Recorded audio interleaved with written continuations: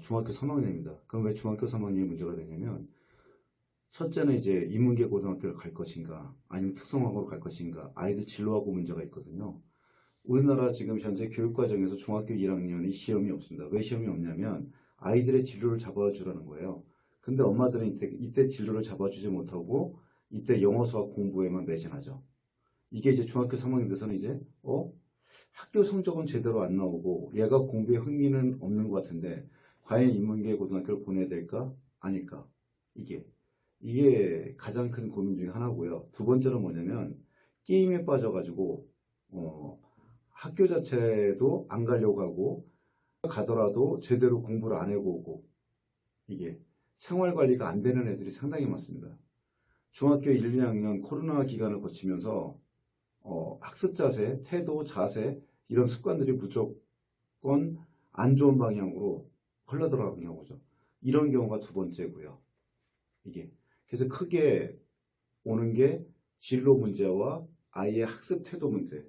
그 다음에 생각 외로 중학교 3학년 남학생 중에서 담배를 피우는 학생이 약 30% 정도 되는 것 같습니다. 생각보다 많습니다. 근데 이거를 빨리 끊게 해주지 않으면 계속 피우게 되죠. 그러면 이제 제가 물어보거든요. 언제부터 피게 되냐? 그럼 보통 중학교 1학년 또는 2학년, 그러니까 1, 2학년 때부터 피운 거지 중3 때부터 피는 애는 많지 않아요. 보면 그러다 보니까 안 좋은 것만 일단 배우게 된 거죠. 이때 중요한 거는 이 사춘기 남자애한테는 반드시 멘토가 있어야 돼요. 근데 문제는 뭐냐면 그런 멘토를 주변에서 찾기가 힘들죠.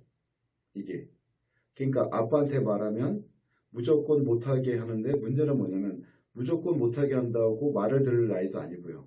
아이한테 가장 중요한 건 뭐냐면 시간과 돈을 한꺼번에 주면 큰일 납니다. 그러니까 아이들이 용돈을 탔는데 용돈 관리라든지 용돈이 어떤 용도로 쓰이는지도 파악을 하셔야 되고요. 두 번째는 뭐냐면 아이가 예를 들어서 학교 끝나고 나서 물론 학원도 가는 친구가 있겠지만 집에서 공부를 한다든지 시간이 있지 않습니까? 이 시간을 어떻게 활용할 것인가? 이 두 가지가 가장 큰 중요한 변수거든요. 그래서 이 사춘기 남자애를 통제하는 가장 근본적인 건 뭐냐면 먼저 이 가치관을 바꾸지 않으면 강제로 통제하는 거는 어느 정도 한계가 있고 그 다음에 강제로 통제하는 그 방법 자체가 가정에서는 하기가 좀 힘들어요.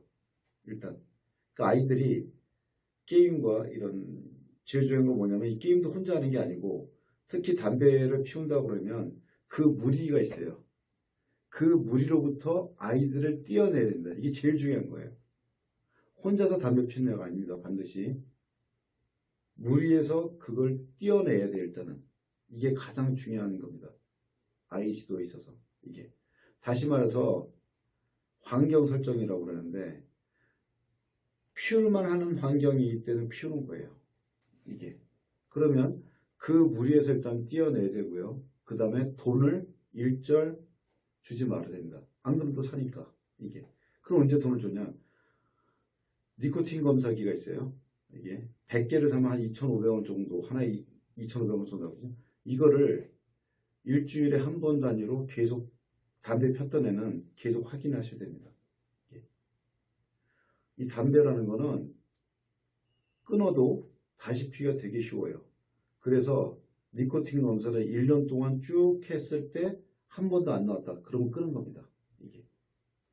니코틴 검사 몇 번 하고서 끊었다고 생각하시면 안 됩니다. 반드시. 그 두 가지 명심해야 될 경우가 시간과 돈을 한꺼번에 주지 말아라. 그 다음에 그 무리에서 무조건 떼어내야 된다. 그래야 바꿀 수 있습니다.